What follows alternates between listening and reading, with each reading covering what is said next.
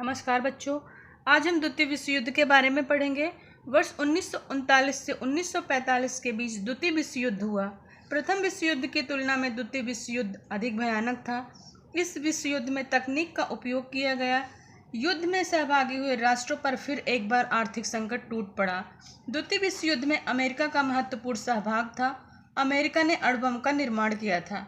युद्ध को समाप्त करने के लिए अमेरिका ने जापान के हिरोशिमा तथा नागासाकी इन दो शहरों पर 6 और 9 अगस्त 1945 को अणुबम गिराए। यूरोप में जर्मनी की हार हुई। एशिया में जापान की हार के बाद द्वितीय विश्व युद्ध समाप्त हुआ। इससे विश्व में जो घटनाएं घटी उनमें एक महत्वपूर्ण घटना शीत युद्ध का आरंभ हुआ। अब हम शीत युद्ध के बारे में पढ़ेंगे। द्वितीय विश्व युद्ध के बाद के काल में संयुक्त राज्य अमेरिका और सोवियत रूस के बीच उत्पन्न तनाव की स्थिति को शीत युद्ध के नाम से जाना जाता है। इतिहासकारों द्वारा इसे शस्त्र सज्जित शांति का नाम भी दिया गया है। अमेरिका के नेतृत्व में पूंजीवाद और रूस के नेतृत्व में साम्यवादी नीति के कारण दोनों महासत्ताओं में टकरार शुरू हो गई। बच्चों, यह युद्ध प्रत्यक्ष रूप से न होकर एक दूसरे देश को नुकसान पहुंचाने की कोशिश करता है। दूसरे विश्व युद्ध में मित्र रहे अमेरिका तथा सोवियत रूस एक दूसरे के प्रतियोगी बन गए।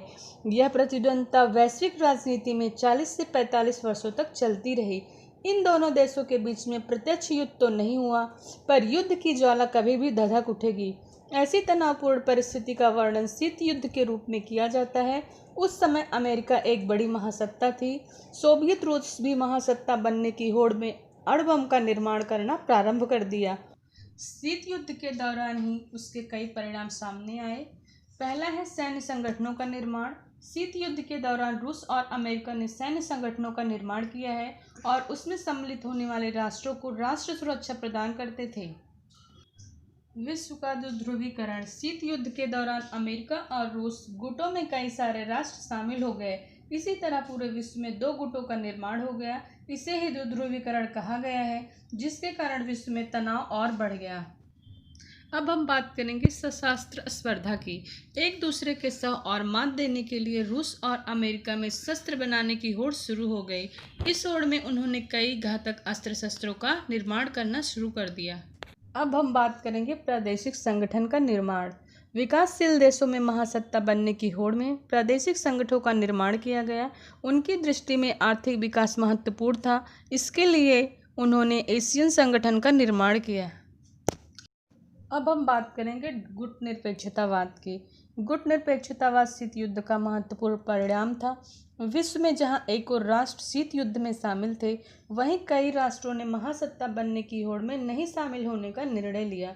इसे ही गुट निरपेक्षतावाद कहा जाता है। यह एक महत्वपूर्ण आंदोलन था। द्वितीय विश्व युद्ध के बाद एशिया अफ्रीका महाद्वीपों में स्वतंत्र हुए नए देशों ने इस आंदोलन का समर्थन किया। 1961 में भारत ने पंडित जवाहरलाल नेहरू ने इस आंदोलन की शुरुआत की थी।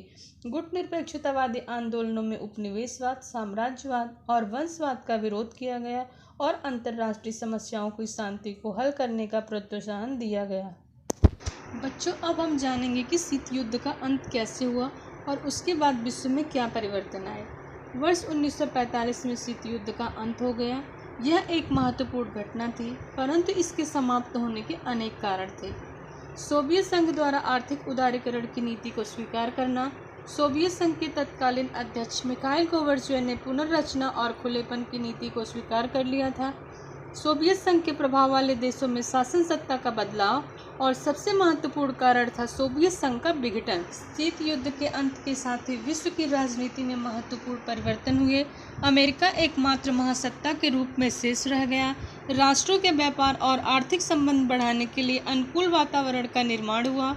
संयुक्त राष्ट्र संघ ने विश्व को शांति बनाए रखने के ठोस प्रयास शुरू कर दिए। सभी राष्ट्रों के मध्य व्यापारिक संबंधों को प्रधानता दी गई और पर्यावरण की रक्षा, मानवाधिकार, स्त्री पुरुष समानता, प्राकृतिक आपदा का सामान जैसे मुद्दों को वैश्विक स्वरूप प्राप्त हुआ। शीत युद्ध के उपरांत वैश्वीकरण अस्तित्व में आया। शीत युद्ध की समाप्ति के बाद विश्व के राष्ट्रों के मध्य व्यापार में खुलापन आ गया। व्यापार के साथ विचारों और कल्पनाओं का भी आदान प्रदान होने लगा। सूचना और प्रौद्योगिकी की क्रांति के कारण लोग विश्व में हो रही घटनाओं से अवगत होने लगे। इसी प्रक्रिया को वैश्वीकरण कहा जाता है। वैश्वीकरण के कारण विश्व के राष्ट्र एक दूसरे से जुड़े तो, परंतु अमीर और गरीब राष्ट्रों के बीच की कमी दूर नहीं हुई। बच्चों, इस पाठ में हमने प्रथम विश्व युद्ध, द्वितीय विश्व युद्ध और शीत युद्ध के बारे में जानकारी प्राप्त की है। अगले पाठ में हम भारत की विदेश नीति का अध्ययन करेंगे। धन्यवाद बच्चों।